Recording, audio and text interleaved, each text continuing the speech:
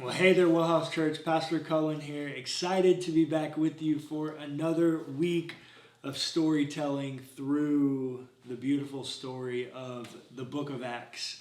Why don't you grab some coffee or some food and come join me? I think me, like all of us, I have my mind on what's happening in Ukraine right now. At this point, the deaths that have happened are per capita the same death that happened here in 9/11. Just sheer tragedy. What's happening over there. And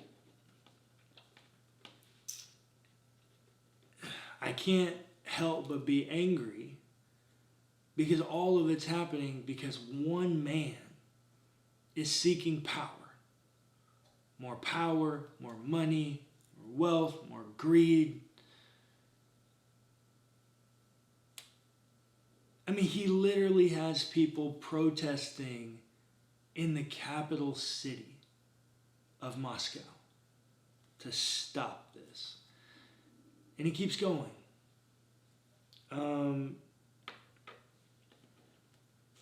Hundreds of thousands of troops sitting right there ready to go. And I think he just wants to build an empire. An empire is against the message of the gospel. Empire killed Jesus, as we will see today. Today our story talks about power. In a different kind of way, but power all the same. If you remember last week, I told you that Peter and John, after they healed the man from 2 weeks ago, last week we got to hear them give a defense for how it happened, why it happened. Well, our story today picks up right after that. And while Peter and John were speaking, some of the religious folk overhear them. The Sadducees, as they're called. The religious folk, the Sadducees specifically, they don't believe in the resurrection. And that's what they're mad about. They're mad that Peter and John are going around proclaiming the resurrection of the dead. Because they're Jews. They don't like this. And so they arrest them. Of course, just more power language. Wealthy, powerful people just take humans. Like, it's the same stuff. Except one is arresting and the other is murder. There is that difference. But the mentality is all the same of powerful people. Powerful people want more power. So they arrest them and they bring them before the council.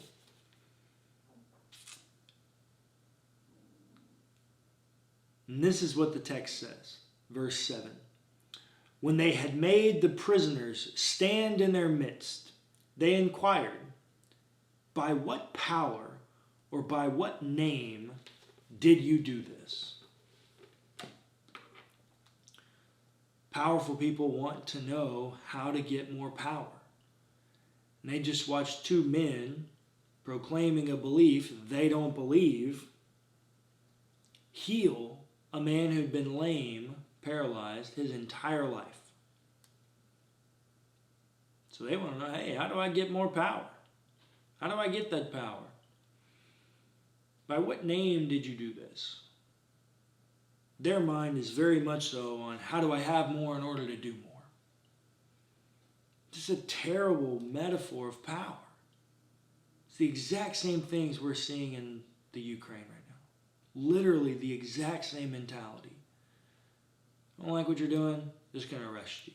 Hey, what do I got to do to get more power?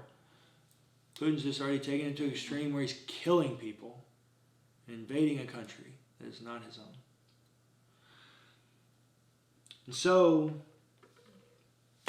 what do Peter and John say?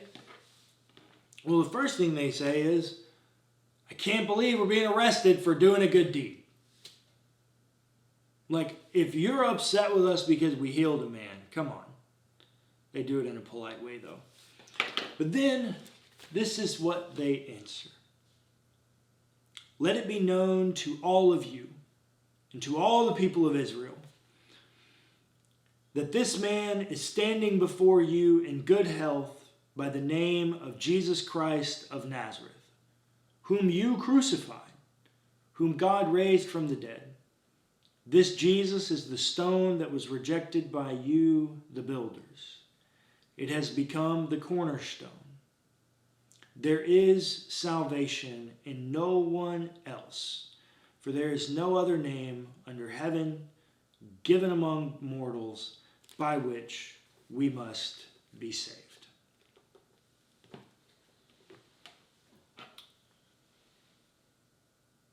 They respond that our power, this thing that you say you want, is found in the person of Jesus Christ of Nazareth. Oh, wait. The guy you killed because you had the power to do it. Remember that guy who really wasn't harming anybody? That believed some things you didn't believe? And you killed him for it. Because you had the power to do so. That guy is the guy that made this man walk. That guy, that power in that guy's name, is the one that brought restoration to humans. That guy's the one that finds salvation. That guy's the one that offers salvation. That's the one that has life. The power you have, it's just destruction. Power of old. Murdering and killing and all of it. It's not the power that we want to operate according to. We operate according to a power that brings about restoration, salvation. So, WellHouse Church, I want to ask you, what kind of power are we living according to? God, I hope it's not the one over that models what's happening in the Ukraine. I hope we model a power of servanthood. I hope we model a power of justice. I hope we model a power of restoration, healing the sick, loving the unlovable. I hope we offer a power that brings restoration to people who've been hurting for their entire life. I hope our power brings life and not destruction.